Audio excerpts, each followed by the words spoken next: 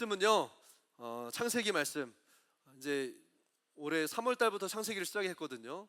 자, 말씀을 나누면서 이 창세기 말씀이 너무 우리의 믿음과 신앙에 기초를 세우고 또 하나님의 마음과 이 영적 원리들을 깨닫고 깊이 있게 하나님의 말씀 안에 세워지는 그런 시간들이었던 것 같아요.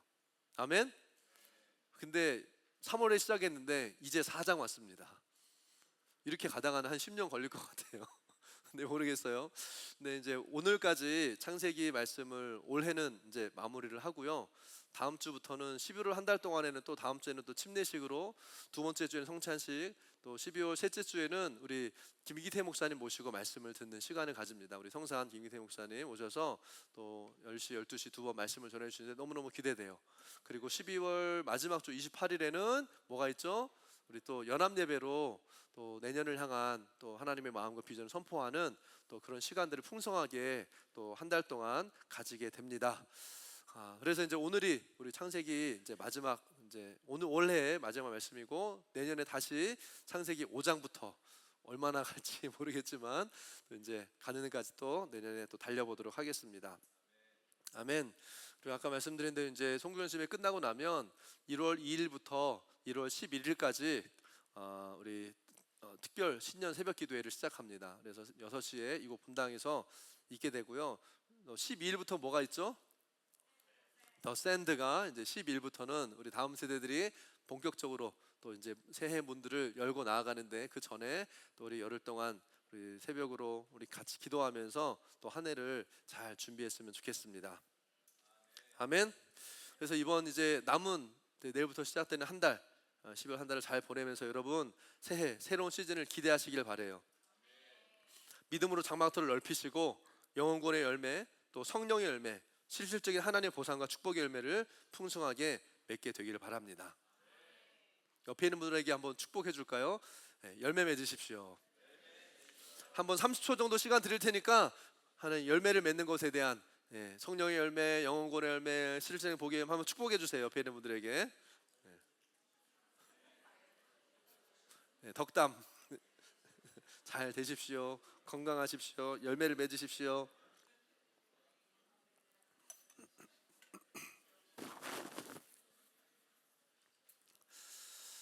선포한 대로 이루어질지어다. 아멘. 더 선포할 걸, 10배로 할 걸, 100배로 할 걸. 계속해서 믿음으로 축복과 은총을 선포하기를 바랍니다. 아멘. 자, 오늘 말씀의 제목은요, 따라합시다. 하나님의 크나큰 사랑.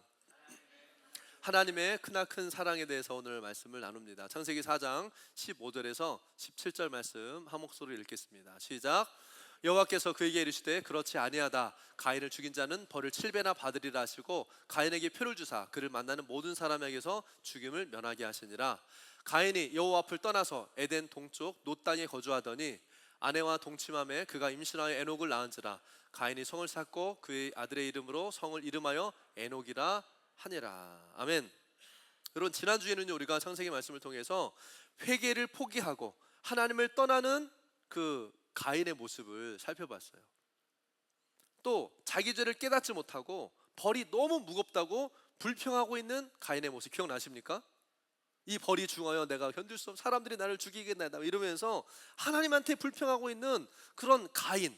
그런데 이 가인한테 하나님이 뭐라고 말씀하세요? 오늘 본문 15절에 보니까 여호와께서 이르시되 그렇지 않다. 가인을 죽이는 자는 벌을 7배나 받으리라 하시고 가인에게 표를 주사 그를 만나는 모든 사람에게서 죽음을 면하게 했다. 여러분, 여기서 이 하나님은요 가인이 하고 있는 이 말도 안 되는 이야기를 들어주시는 거예요. 여러분, 가인이 하는 얘기가 이게 과연 합당한 말이냐고요. 사실 이게 그 뭐라고 하죠? 빅틈, 피해의식 가운데 나오는 그런 얘기 아니에요. 하나님 사실 이런 얘기 들어주실 필요가 없거든요. 만약에 저 같으면 아마 이랬을 거예요. 가인, 이게 무슨 소리야? 내가 널 쫓아낸 게 아니잖아. 네가 죄지어서 땅이 너를 토해내는 거지. 그게 영적 원리인데 내가 언제 너를 쫓아냈다고 나한테 원망하냐? 그거 다 네가 자업자득이야. 네가 뿌리실, 네가 거두는 거야 라고 하고 싶지만, 근데 하나님은 그렇게 안 하셨다는 거죠. 하나님 뭐라고 하세요? 가인, 너는 죽지 않을 거야. 걱정하지 마. 누가 너를 공격하면 내가 7배로 갚아줄 거니까 걱정하지 마. 이렇게 하나님 말씀하시는 거죠.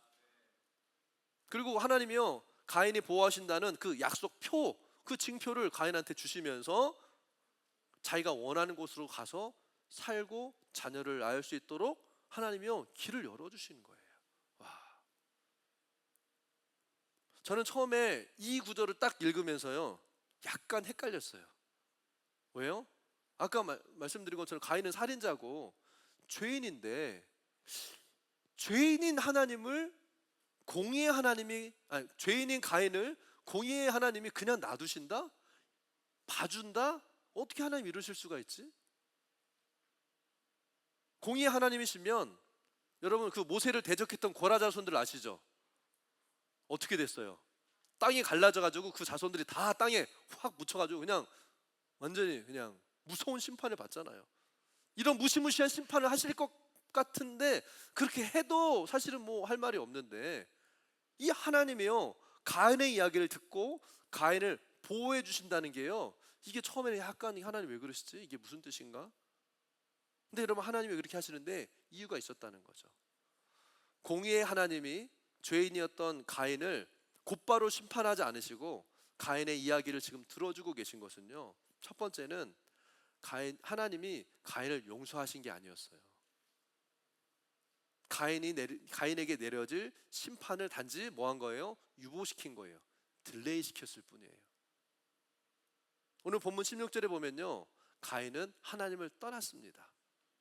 뭐예요? 가인이 여호와 앞을 떠나 에덴 동쪽 놋 땅에 거주했다. 다시 말해서 하나님과의 관계가 전혀 회복되지 않았다는 거예요. 하나님을 떠난 채로 놋 땅으로 간 거죠. 자, 그리고 두 번째로요, 그렇게 하나님을 떠나서 사는 가인의 삶을 통해서 하나님이 보여주시는 것은 뭐냐면, 이 죄의 결과가 얼마나 비참한지를 다른 사람들에게 보여주는 bad example이 된 거예요. 하나님을 떠난 인생을 어떻게 사는지를 그냥 보는 거죠.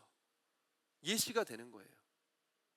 그러니까 여러분, 하나님이 가인의 말을 들어주시는 것 같았지만 가인의 인생을 하나님을 떠난 채로 그냥 내버려 두셨다는 거죠. 여러분, 우리 자녀들, 특히 사춘기에 있는 자녀들, 우리 좀 내버려 뒀으면 좋겠죠. 어떻게 반응을 해야 될지 얘네들이 지금 좀 내버려둬, 날 좀 놔둬, leave me alone. 여러분, 내버려두는 게요 좋은 게 아니잖아요. 왜요? 여러분, 회사에서 보세요. 여러분, 모든 사람들은 다 딱 해야 될 오더가 있고 주어진 일을 하는데, 따로 책장을 한쪽에 빼놓고 너는 출퇴근 뭐 시간 안 정해졌으니까 마음대로 뭐 오고 싶을 때 오고 가고 싶을 때 가, 그리고 와서 놀든지 하고 싶은 거 하든지 밥 먹든지 게임하든지 마음대로 해. 회사에서 그렇게 하는 게 여러분 좋은 건가요? 그런 회사 다니면 좋긴 하겠죠. 근데 그게 무슨 뜻이냐는 거예요. 그건 직장에서 쓸모없는 사람이라는 의미잖아요. 그러니까 알아서 이렇게 나가라는 뜻이죠. 학교에서 다른 학생들은 다 선생님 말씀 들으면서 공부를 열심히 하고 있는데, 자, 너는 저기 빈 교실 가가지고 너 따로 게임하든지 잠자든지 도시락 까먹든지 뭐 마음대로 해, 알아서 해. 그러면 여러분 좋을까요? 학생들? 뭐 잠깐은 재밌을 것 같지만 그건 뭐예요? 디텐션 받았다는 거잖아요. 정상적인 학생이 아니죠. 문제를 일으킨 학생이 큰 대우를 받는 거예요. 여러분, 로마서 1장 24절에서도요 이렇게 말씀합니다. 함께 읽어볼까요? 시작. 그러므로 하나님께서 그를 마음의 전욕대로 더러움에 내버려 두사, 뭐예요? 내버려 둔 거예요. 영어 성경에 뭐라고 해서 gave them up, 그냥 놔둔 거죠. 그냥. 여러분, 이렇게 본다면 가인을 하나님이요 내버려 두신 것은 뭐예요? 하나님이 용서해 주신 것이 아니라 하나님의 심판 가운데, 진짜 마지막 심판은 정해져 있지만 이미 그 심판의 시간 가운데 들어와 있다는 거예요. 할렐루야, 아멘. 그러니까 가인의 심판을 유보하시고 나쁜 본보기로 두시면서 다른 사람들에게 경고의 메시지가 또한 되게 하신 거죠. 여러분, 하나님을 떠나 사는 인생은요 결국엔 계속 죄 가운데 살다가 죄 가운데 멸망하는 거예요. 아멘. 여러분, 하나님을 두려워해야 됩니다. 아멘. 세상 사람들 자기 멋대로 하고 싶은 대로 하나님이 내버려 두신 채 자기 마음대로 하는 것을 부러워하지 말고 하나님을 두려워해야 된다고요. 아멘. 하나님은 사랑이니까 무조건 이해하고 받아주신다는 이런 식의 인간적인 생각을 여러분 하지 말기를 바라요. 하나님의 사랑은요, 그런 사랑이 아니에요. 하나님 나를 만약에 사랑하신다면 나는 꽃길만 걸을 거야. 하나님 나를 사랑하신다면 뭐든지 잘 될 거야. 만사형을 형통할 거야. 잘 될 거야. 내가 기도하면 다 들어주시고, 이게 하나님의 사랑이 아니라는 거예요. 아멘. 여러분, 하나님을요 그냥 그렇게 보지 마시라는 거예요. 하나님은 기다려주긴 하지만 죄를 결코 그냥 넘기시는 분이 아니세요. 이게 하나님의 공의예요. 하나님의 공의는 너무나 정확하고 빈틈이 없습니다. 하나님의 심판 앞에서 피할 사람은 아무도 없어요. No one. 아무도 하나님의 심판을 피할 사람이 없다는 거죠. 회개하지 않으면 결코 죄의 문제는 해결되지 않고 그 죄 가운데 망하는 거예요.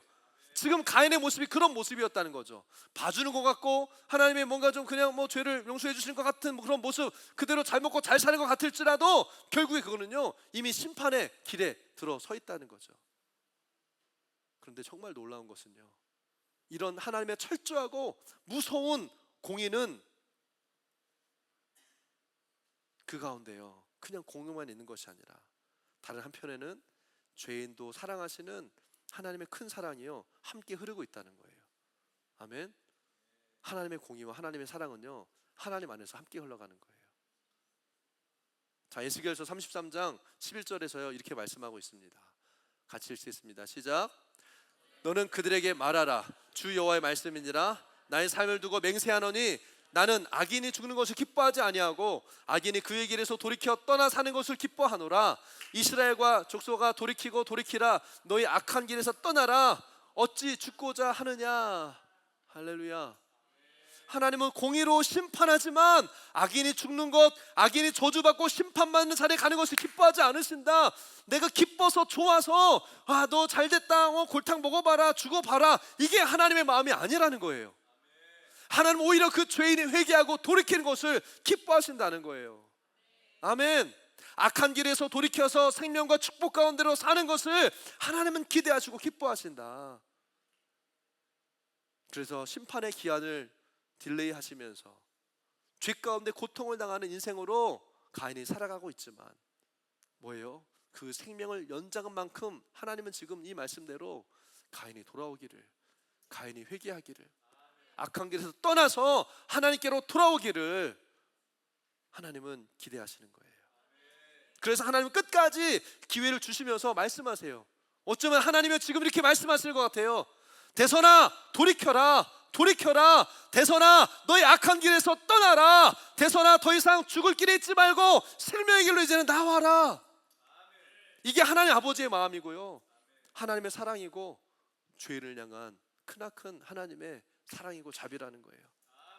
아멘. 자, 이런 관점으로 오늘 본문 15절 말씀을 다시 한번 봅니다. 여호와께서 그에게 이르시되 그렇지 아니하다. 가인을 죽이는 자는 벌을 7배나 받으리라 하시고 가인에게 표를 주사 그를 만나는 모든 사람에게서 죽을 면하게 하시니라. 조금씩 이해가 되기 시작해요. 여러분, 가인이 두려워하는 문제가 뭐였어요? 사람들이 자기를 죽이는 거였어요. 사실은 가인이 이렇게 생각하는 것 자체가 너무 얄밉지 않아요? 너무 이기적이지 않아요? 자기는 죽여놓고 남들이 자르기를 해야 할 것에 대해서는 안 받고 싶어해. 야, 이건 너무 이기적이고 너무 비열하잖아요. 비겁하잖아요. 그런데 하나님은 살인자 가인에게도요 은혜를 베푸셔서 아무도 가인을 죽이지 못하도록 보호하신다는 거예요. 왜요? 하나님은 이렇게 회개하지 않는 죄인, 심판받아서 죽고 마땅한 죄인까지도 그의 생명을 귀하게 여기시는 거예요. 이게 하나님의 마음이에요.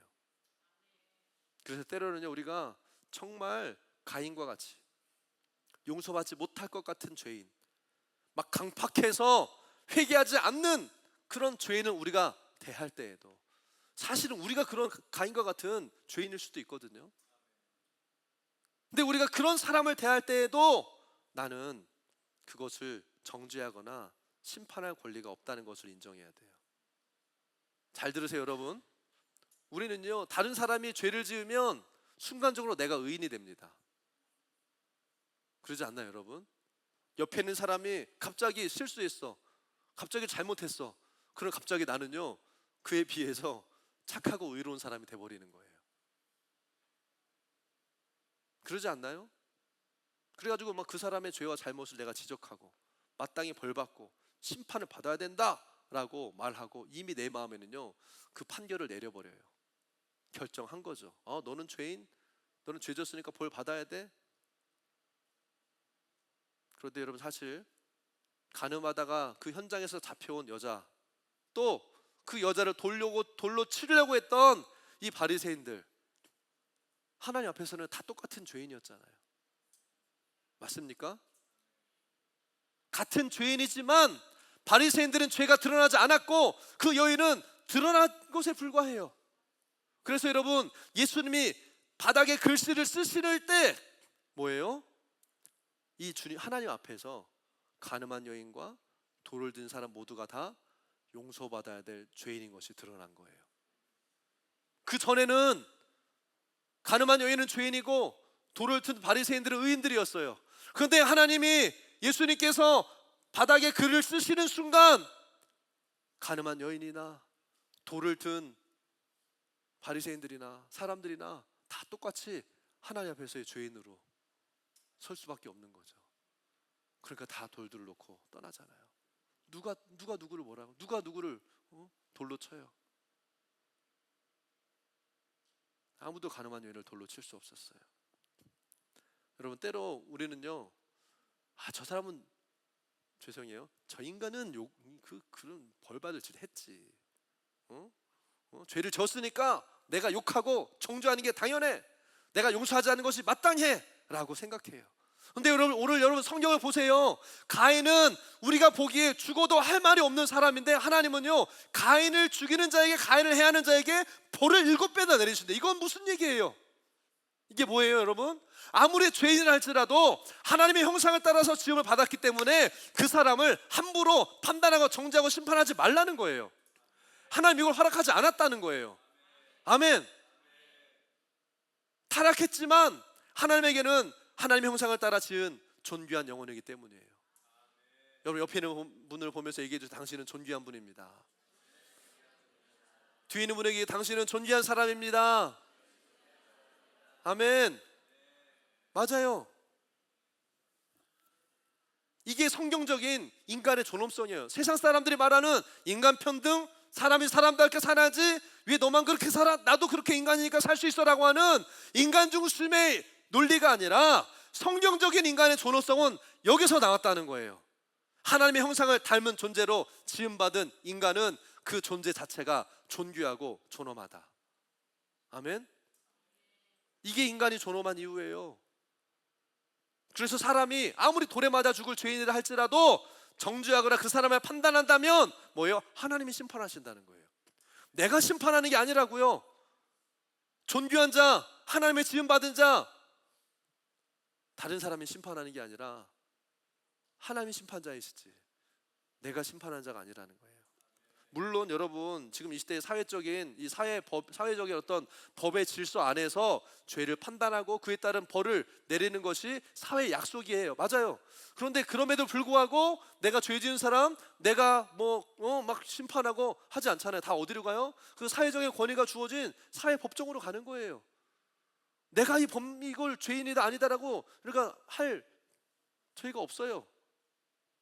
어떤 사람들은 내가 사회 정의를 실현하겠다 자기가 막 다니면서 막 심판하고 막 저기 하고 다 영웅 같아 보여지지만 그게 영적인 질서에 보면요, 그게 공의가 아니라고, 그게 정의가 아니라고요.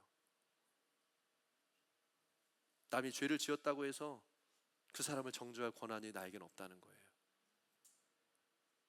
하나님을, 특히나 하나님을 떠나서 사는 자들, 하나님을 모르고 사는 사람들을 내가 정죄할 수 없는 거예요. 내가 교회 다니고 있다고, 예수 믿는다고, 기도 좀 한다고, 말씀 좀 안다고, 교회 안 다니는 사람, 예수 안 믿는 사람, 하나님도 안 보고 저 죄인들, 그렇게 말할 수 없다는 거예요. 아멘. 하나님 앞에서 다 죄인이니까. 또 다른 면으로 보면 우리는 다 동일하게 믿던 안 믿던 하나님의 형상을 닮아 창조된 존귀한 존재들이에요. 아멘. 이들이 돌아오도록 긍휼함을 구하며 기도해야 되는 거지 정죄해서는 안 된다는 거예요. 죄인을 심판할 수 있는 분은 오직 죄 없으신 하나님 한 분밖에 없으십니다. 그래서 우리가요 뭐 죄인이라고 저기 뭐 잘못했다고 막 어디 저기 했다고 함부로 대하고 내가 보복하고 해칠 권리가 우리에게 없는 거예요. 아멘. 내가 뭔데 정죄하고 내가 뭔데 함부로 뭐 복수를 해요? 이것은 굉장히 교만한 자세입니다. 그래서 다른 사람들이 죄를 지었을 때요 오히려 우리는요 조심해야 돼요. 왜냐하면 그 사람이 죄를 지은 것을 보면서 내가 죄를 짓기가 쉬워요. 무슨 죄요? 스스로 의인이 되어져서 죄인을 판단하는 교만한 죄를 짓기가 쉬운 거예요. 내가 기도 좀 하고 말씀 좀 알고 교회 리더고 교회 오랫동안 다녔고 평생 교회 다녔다고 해서 내가 하나님처럼 죄인을 판단할 수 있다고 생각하면 착각이라는 거예요. 착각하지 마세요. 하나님도 나와 같을 거라고 하는 착각. 여러분 어떻게 하나님이 나 같아요? 하나님도 그렇게 생각하셨을 거야. No! 하나님 뭐라고 하세요? 내 생각은 너와 다르다. 나의 길은 너의 길보다 높다. 하나님의 생각의 차원은요 우리의 생각과는요 거리가 멀어요. 여러분 당연히 인지상정이지 당연히 그것이 하나님도 그렇게 생각하실 거가 아니라는 거예요. 하나님의 생각은 우리보다 높습니다. 갈라디아서 6장 1절은 뭐라고 말하고 있어요? 같이 읽어봅시다. 1절과 2절 시작. 형제들아 사람이 만일 무슨 범죄한 일이 드러나거든 신령한 너희는 온유한 심령으로 그러한 자를 바로잡고 내 자신을 돌아보아 너도 시험 받을까 두려워하라. 너희가 짐을 서로 지라 그리하여 그리스도의 법을 성취하라. 할렐루야. 다른 지체들 가운데 다른 사람들 가운데 다른 가족들 가운데 범죄한 것이 드러나고 보여진다면 어떻게 해라? 심판해라. 이게 아니라는 거잖아요. 막 도마 위에 올려놓고 막 신나게 막 정죄할 거를 찾아서 옳고 그름 따지고 이런 판단 우리가 하는 게 아니라는 거예요. 여기 뭐라고 했어요? 무슨 범죄한 일이 드러나거든 신령한 너희는 신령한 뭐예요? 신령한 너희 성령으로 충만한 영적인 사람들은 그러니까 무슨 말이에요? 너희가 성령 충만한 영적인 사람이라면 온유한 마음으로 죄인들을 용납하고 회복하고 바로잡아 줄 수 있어야 된다. 판단하고 정죄하고 매장시키고 아니야 정죄하고 비판하고 네가 심판하는 게 아니라 온유함으로 그 죄인들이 회개하고 돌이키고 용납하고 살아날 수 있도록 바로잡아 줄 수 있어야 된다. 막 다른 사람 막 잘못한 거 무슨 뭐 했다 막 이런 얘기 들리면 막 궁금해. 왜 그랬대? 누가 그랬대? 뭐 누가 잘못했대? 뭐가 문제래? 어머머 그 사람이 그럴 줄 몰랐어 막 이러면서 야 보기만은 다르네. 사람 참 모를 일이야. 막 이러면서 막 눈이 커져가지고 막 조사하고 다니고 알아보고 다니고 무슨 탐정이에요? 그거 안다고 그게 무슨 유익이 있어요? 뭐라고 그래요? 오늘 말씀에 너도 자신을 돌아보아서 시험 받을까 남을 판단하는 죄에 빠지지 않을까 두려워해라. 두려워해라. Be aware. 경각심을 가져라 라는 거예요. 여러분 영적으로 약하다면 내가 정말 기도가 안 되고 영적으로 내가 약해져 있다면 여러분 영적으로 약한 사람은요 자기의 영적인 보호를 위해서요 남의 죄 문제에 관여하지 않는 것이 좋습니다. 영적으로 성숙한 분들이 바로잡고 회복될 수 있도록 맡기고 기도하는 것이 지혜로운 거예요. 내가 그것을 어떻게 좀 해보려고 내가 막 해가지고 나한테 좀 얘기 좀 해봐 내가 좀 들어줄게 뭐 내가 해결해 줄게 얘기하면 편해질 거야. 아니에요.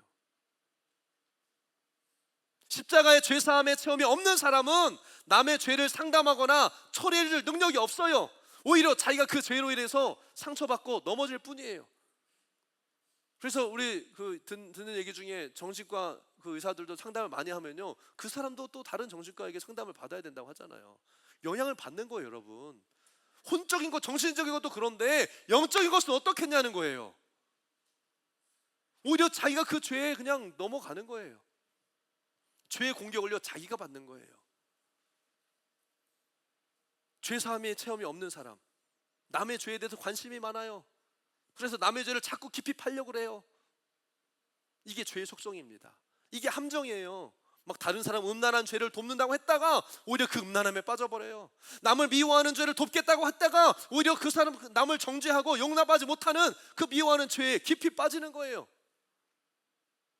중독을 돕겠다고 들어갔다가 자기가 그 중독에 빠져버려요. 여러분, 이게 죄예요.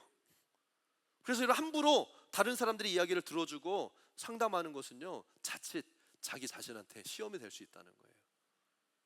이것이 죄의 영향력이라는 걸 알아야 됩니다. 여러분, 소경이 소경을 어떻게 인도해요? 가다가 구덩이에 빠진다고 주님도 말씀하시잖아요. 남의 죄를 해결할 수 있는 능력과 역량이 안 된다면 그거에 관심 가지지 말고 그냥 기도해 주는 편이 훨씬 낫다는 거예요. 모든 걸 다 내가 알아야 되고 속속들이 내가 다 파헤치고 알아야 되고, 왜 나한테 얘기 안 했대? 왜 목사님 나한테 얘기 안 하시고? 여러분, 속속들이 다 아는 게 다 좋은 게 아니라는 거예요, 여러분. 아멘.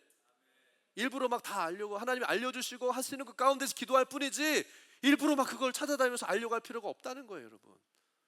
아멘. 하나님 알아가는 시간도 부족한데 왜 그 죄의 문제의 원인들을 찾아서 내가 어떻게 하려고? 결국엔 판단자가 되고 내가 그 사람보다 의인이 되어져서 so what? 내가 그 죄를 사해 줄 사람도 아닌데 대신 죽어줄 거예요? 대신 그 죄를 감당해 줄 거예요? 오히려 우리는 서로의 짐을 져주고 연약함을 감당하고 그리스도의 법 뭐예요? 하나 되고 사랑하고 하나 되는 하나님의 뜻을 이루어 가라라고 말씀하시잖아요. 아멘. 다시 창세기로 오면 여러분, 가인은요 하나님을 떠났어요. 하나님을 떠났지만 하나님은요 가인이 자녀를 낳고 가문을 이루어서 대대손손 살아갈 수 있도록 하나님이 길을 열어주셨어요. 창세기 4장 16절과 17절입니다. 시작. 가인이 여호와 앞을 떠나서 에덴 동쪽 놋 땅에 거주하더니 아내와 동침함에 그가 임신하여 에녹을 낳은지라. 가인이 성을 쌓고 그의 아들의 이름으로 성을 이름하여 에녹이라. 여러분, 하나님의 보호와 인도하심 가운데 잘 정착해서 살고 있는 것 같아 보여요. 하지만 여기서 보면요, 가인이 정착한 땅의 이름이 뭐예요? 16절에 보니까 놋이라고 했어요. 놋 땅에. 여러분, 놋이라는 말의 뜻은요 흔들리다, 방황하다는 뜻이에요. 결국 가인의 삶은 하나님 없이 방황하고 흔들리는 모습이었다는 거예요. 잘 사는 것 같았지만 하나님을 떠나서 살면요 오래 살아도 그게 잘 사는 게 아니라 계속 오래오래 흔들리는 거예요. 오래오래 방황하는 거예요. 여러분, 오늘 본문은 아니지만 창세기 4장 18절부터 24절까지를 보면요 가인의 계보가 나옵니다. 가인이 에녹을 낳고 에녹이 이라스를 낳고 이라시 무야를 낳고 무야는 무드사이를 낳고 무드사이는 라멕을 낳아요. 라멕이 가인의 6대 손이거든요.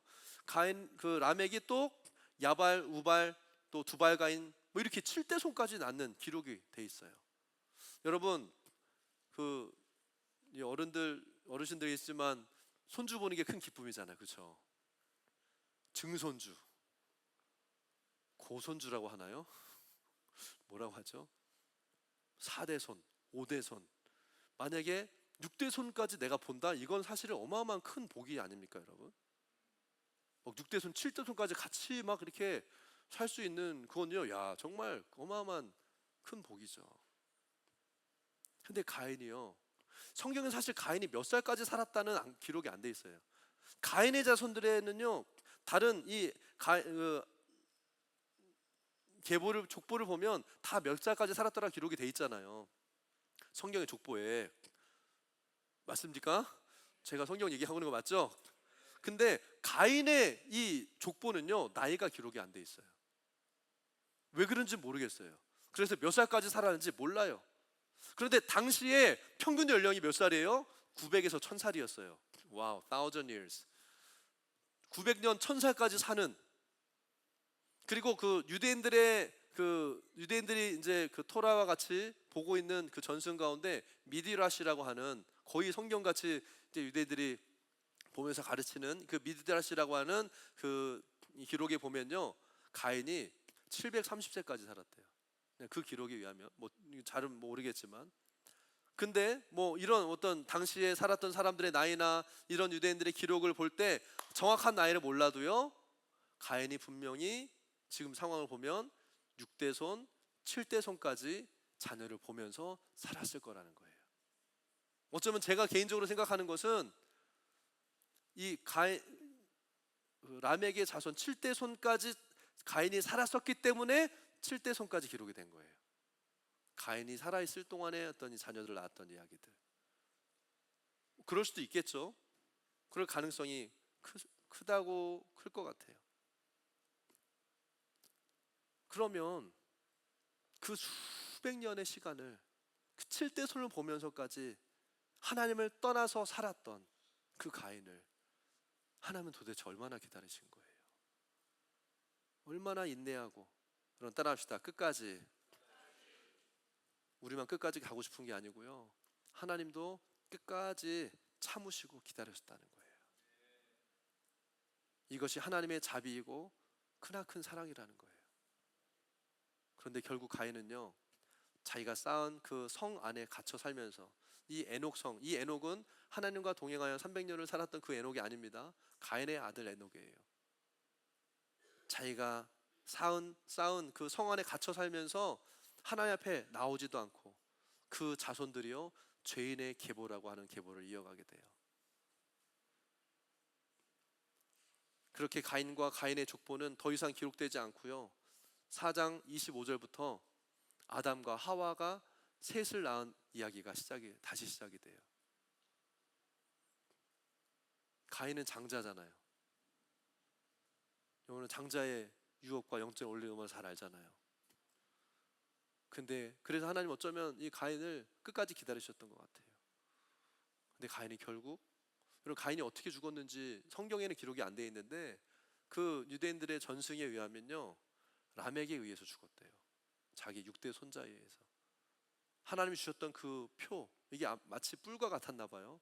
멀리서 보면 그래서 뿔을 들고 다닐 때 동물처럼 보여줄 수도 있다는 거죠. 모르겠어요, 상황이. 근데 이야기에 그렇게 기록이 돼 있더라고요.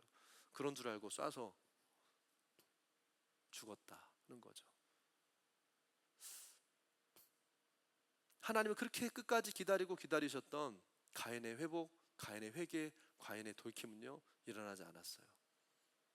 그리고 그제서야 하나님은요, 셋을 통해서 새로운 하나님의 족보를 이어가기 시작하는 거예요. 의인의 족보를. 이게 하나님의 공의이고요, 하나님의 사랑이에요. 하나님 끝까지 기다리세요. 하나님 끝까지 기다리세요. 아멘. 그래서 아마 내년에 이제 창세기 시작하면 아마 이 셋의 계보로부터 말씀이 다시 시작이 될 것 같습니다. 결론입니다. 사랑하는 여러분, 가인이요, 여러분 오늘 이제 가인의 어떤 이 마지막을 보잖아요. 하나님은 끝까지 기다리셨는데 가인이 끝까지 돌아오지 않은 거예요. 가인의 처음은 어땠어요? 하나님 앞에서요, 그냥 불편한 마음 가졌을 뿐이에요. 하나님 왜 그러시지? 하나님 왜 나보다 내 동생 아벨을 사랑하는 것 같고, 이런 불편한 마음들. 그때 하나님 뭐라고 말씀하세요? 너는 죄의 소원을 다스려라. 그 작은 불편한 마음, 원망하는 마음, 그 마음을 좀 다스려서 죄가 너를 사로잡지 못하도록. 근데 결국에 그 죄를 키워가지고 이 가인은요, 아벨을 죽이죠. 그때에도 하나님은 이 가인한테 너 왜 죽였어? 라고 하지 않으셨어요. 하나님 뭐라고 하세요? 가인아, 네 동생 아벨이 어디 있니? 뭐예요? 회개할 기회를 주고 계셨던 거예요. 돌이킬 것을 주님이 기대하셨던 거예요. 그리고 내 죄가 중하여서 견딜 수 없나이다, 나를 좀 살려주세요 라고 하는 이 가인을 향해서 하나님은요, 그때에도 그래 괜찮아, 넌 죽지 않을 거야, 내가 다시 너에게 기회를 주고 있어, 내가 너를 기다린다라고 돌이킬 가망이 없는 이 죄인한테 사람으로는 사실을 사람 죽이고 막 회개도 안 하는 그 사람을 누가 용납하겠어요? 그러나 하나님은 가인을 기다리셨다는 거예요. 끝까지 기다리신 거예요. 그러면서 돌아올 수 있는 기회를요, 수백 년을 하나님이 기다리셨던 거예요. 죄의 묶임을 스스로 풀고 회개하고 나오기를 하나님 기다리신 거예요. 어떤 사람들은 기다리려면 좀 더 기다려주고 회개할 수 있게 해주시지 왜 안 기다려주고 그냥 죽게 놔뒀나? 여러분, 이건 우리의 생각이고요, 우리는 심판자가 아닙니다. 하나님을 나와 같다고 생각하면 안 돼요. 하나님의 생각은 우리의 생각과요 차원이 다릅니다. 여러분 100년을 기다릴 수 있겠어요? 나에게 그렇게 등에 칼을 꽂은 사람을 5년을 10년을 여러분 용서하를 위해서 기다릴 수 있겠냐고요. 하나님은 수백 년을 기다리셨어요.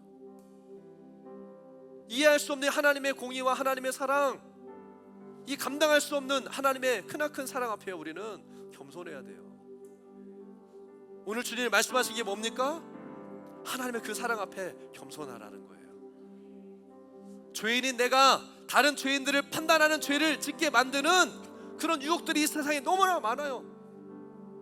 아마 이번 한 주간을 지내면서도 그런 일들이 많았을걸요. 아우 저 인간 인간 저럴 줄 알았어. 스스로 판단하고 정죄하고, 너는 그런 벌을 받아도 싸, 너 하는 짓 보니까 다 그럴 줄 알았다. 이게 다 뭐예요? 가늠한 여인을 향해서 돌을 들고 있는, 드러나지 않는 이 죄인의 모습이라는 거예요. 주님은 죄인을 정죄하는 자에게요 벌을 7배를 내리신다고 그랬어요. 그 죄인을 향한 사랑은 바로 나를 향한 사랑이에요. 온유함으로 내가 죄인들을 바로잡을 수 없다면 우리는 적어도 판단하고 정죄하는 일을 멈춰야 됩니다. 그래야 내가 시험에 들지 않을 수 있어요. 정죄하고 판단하면 스스로 시험에 빠지고 죄에 빠지는 겁니다. 그래서 막 한참 잘 은혜 받고 했던 사람이 갑자기 막 우울해지고 낙심해지고, 왜 시험에 들어요? 이거에 스스로 의로워지는 거예요. 다른 사람 보면서 내가 의로워지는 거예요. 나의 존재는 아직도 죄인인데, 나는 판단할 수 없는 자인데 내가 판단의 자리에 올라가는 순간 스스로 시험에 빠지고 죄에 빠지는 겁니다. 나와 가정 그리고 공동체를 건강하게 세우기 위해서는요 우리는 먼저 나의 죄를 돌아보고 다스릴 수 있어야 돼요. 그리고 성령으로 충만한 영적인 사람이 되어서 죄 가운데 있는 이들을 온유함으로 끌어주고 바로잡아줄 수 있는 성숙한 자들이 돼야 되는 거예요. 아멘. 혹시 여러분, 나는 반복되는 죄 가운데 있으면서도 가인과 같이 다른 사람들이 나를 볼 수 없게 성 안에 갇혀서 죄 가운데 살면서 오랜 시간 동안 계속해서 돌이켜라, 돌아와라, 너의 악한 길에서 떠나라, 죽을 길에 있지 말고 생명으로 나오라라고 나를 찾고 부르시는 하나님의 음성을 나는 거부하고 있지 않습니까? 공의의 하나님만 두려워하고 벌 받는데 무서워가지고 막 부모님 앞에서 막 못 나오는 그런 애들처럼 숨어 살지 마시라는 거예요. 끝까지 인내하고 기다리시는 그 하나님의 자비와 크나큰 사랑 앞에 나오시기를 바라요. 하나님 오해하지 마세요. 이 오해를 풀어버리십시오. 죄는 철저하게 다루시지만 회개하고 돌이키는 자에게는요 한없는 사랑과 용서를 베푸시는 분이 바로 하나님 아버지이십니다. 하나님 아버지께 나아가야 돼요. 하나님의 그 사랑 앞에 나아가야 돼요. 오늘 말씀들이 너무나 심플해요. 하나예요. 하나님의 사랑 앞에 나아가야 돼요.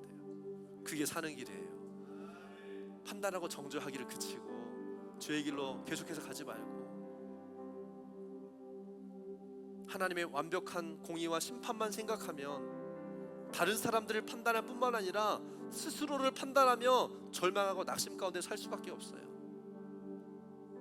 여러분, 완전한 성품 안에 있는 그 큰 사랑 앞에 나아가서 생명의 길을 얻는 것이 진짜 믿음이고 건강한 신앙생활이에요. 여러분, 그래서 진짜 하나님 용서를 경험한 사람은 이전의 삶으로 돌아가지 않아요. 진짜 예수를 만난 사람은요 이전 삶으로 돌아가지 않아요. 돌아갈 수가 없어요. 오늘 그 하나님의 사랑 앞에 여러분 나아가지 않겠습니까? 아멘. 오늘 그 하나님의 사랑 앞에 내가 나아가겠습니다. 정죄하고 판단하는 나의 생각의 기준을 이제는 내려놓고 공의의 하나님, 그 두려운 하나님 내가 압니다. 그러나 그 안에 끝까지 인내하시고 참아주시고 죄인까지도 가인까지도 길이 참으시고 끝까지 참으시는 하나님의 사랑 앞에 오늘 주님 내가 돌이킵니다. 주님께 나아갑니다 라고 여러분 고백하기 원하시는 분이 있다면 우리 자리에서 일어나서 같이 기도합시다. 이 시간 기도할 때 나는 죄 가운데 어둠 가운데 버려진 것 같은 인생이지만 하나님 큰 사랑으로 끝까지 기다리고 계시는 그 하나님 앞에 내가 나아가겠습니다. 우리 기도가 이런 기도가 되기 원해요. 하나님, 나는 버려진 채 끝까지 돌이키지 않는 가인 같은 인생이 아니라 돌이켜서 부러진 삶을 바로잡고 회복과 축복하는 축복의 인생이 되기를 주님 원합니다. 아멘. 오늘 주님 앞에 좀 그렇게 기도하며 나아갑시다. 큰 소리를 기도하지 않아도 좋아요. 그러나 여러분, 하나님 앞에, 하나님의 사랑 앞에 더 이상 나는 정죄하고 정죄받는 삶 살고 싶지 않습니다. 하나님, 나는 더 이상 죽이고 죽이는 인생이 아니고 판단하고 판단받는 인생이 아니라 하나님, 나는 용서받고 용서하는 인생이 되기 원하고 사랑하고 사랑받는 인생이 되기 원하고 하나님, 살리고 살아나는 인생이 되기 원합니다. 용납받고 용납하는 인생이 주님 내가 되기 원합니다. 이런 마음의 고민을 가지고 우리가 주님 앞에 주님의 이름을 부르며 기도하며 나아가겠습니다. 주여